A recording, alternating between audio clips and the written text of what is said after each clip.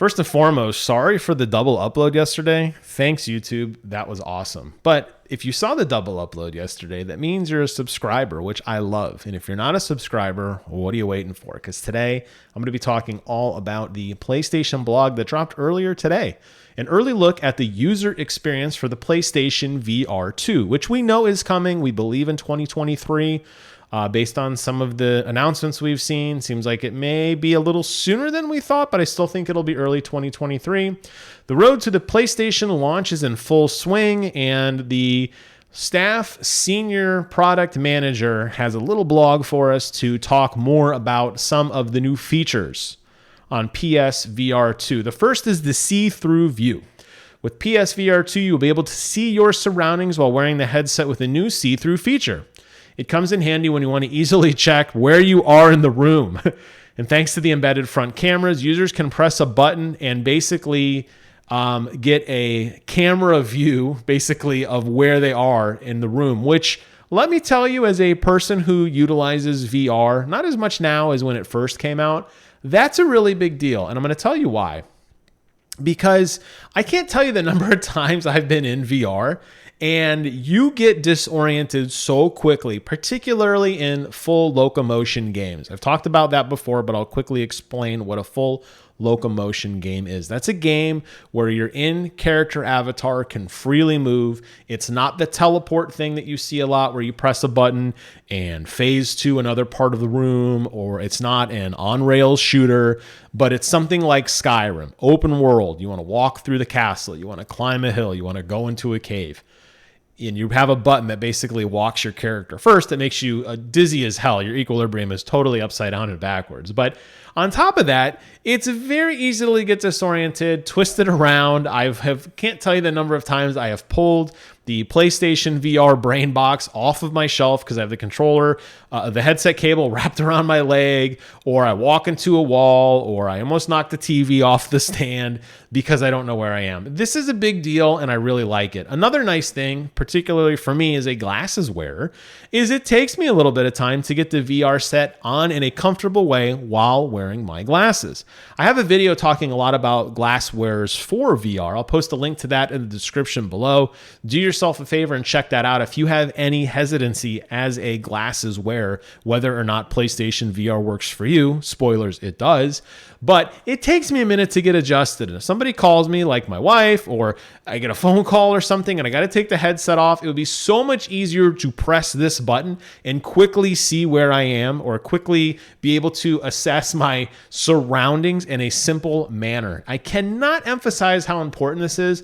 I have not seen this on any other VR headset that I am aware of, and I think that is really, really, really cool. You can also broadcast yourself while playing PSVR 2, which will allow you to film yourself playing by utilizing the camera. This is not anything new. A lot of people do this now already.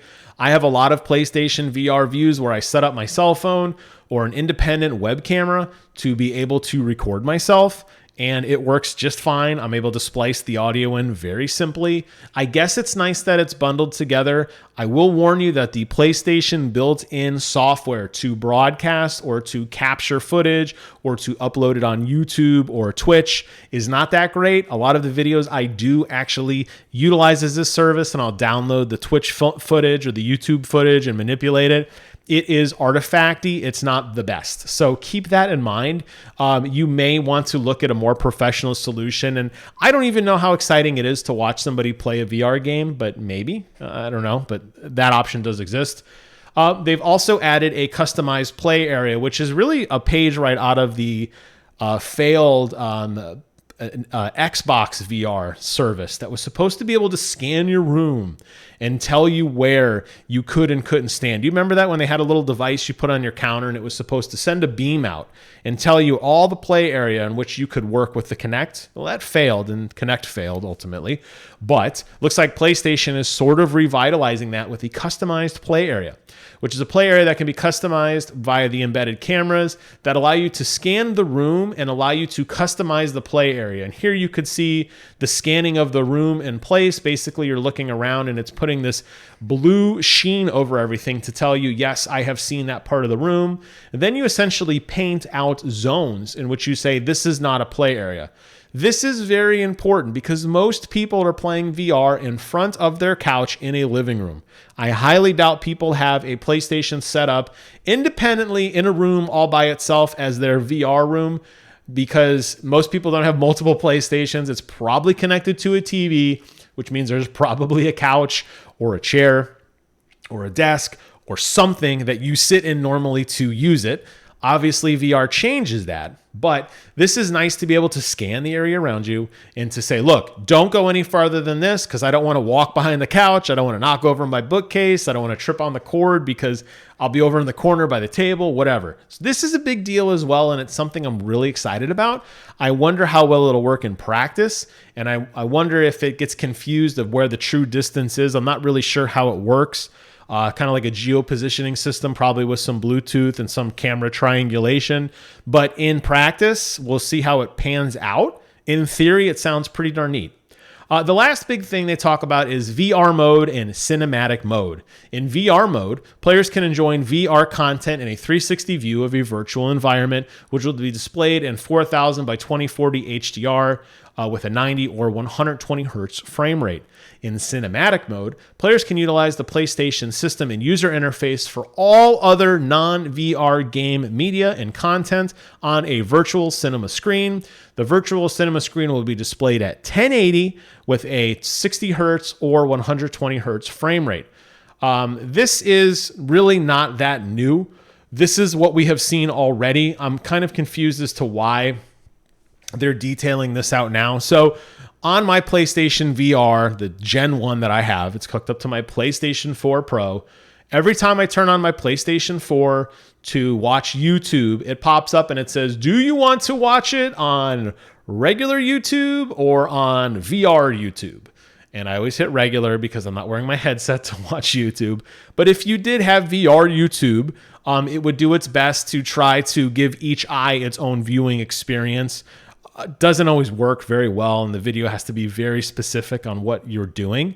However, if you don't have that, it will put you in basically a virtual cinema where you'll have the screen displayed. It looks like you're sitting in a movie theater, and you can freely look around, and while the content is displayed in front of you, you could turn your head 180 degrees and see behind you. By the way, there's nothing back there, but you can look up, down, left, right, and you can emulate sitting in a movie theater. Why would you want to do this? I don't know, particularly since it outputs at 1080p. Remember, the PlayStation 5 can support resolution slightly higher than 1080p. It can actually do 4K resolution.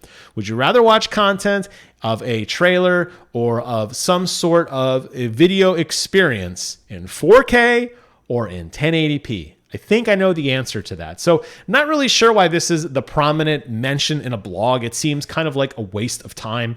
Definitely the customized play area, definitely the see-through view are really, really cool. Like I said, I've got a lot of great links and content on my thoughts on PlayStation VR1. Check all those out in the description box below. While you're down there, subscribe to the channel because that's really cool. That's it for today's video. Sorry it was a little late. The man had to work. Thank you all so much for watching. Take care of yourselves. And until next time, I will see you guys on the other side.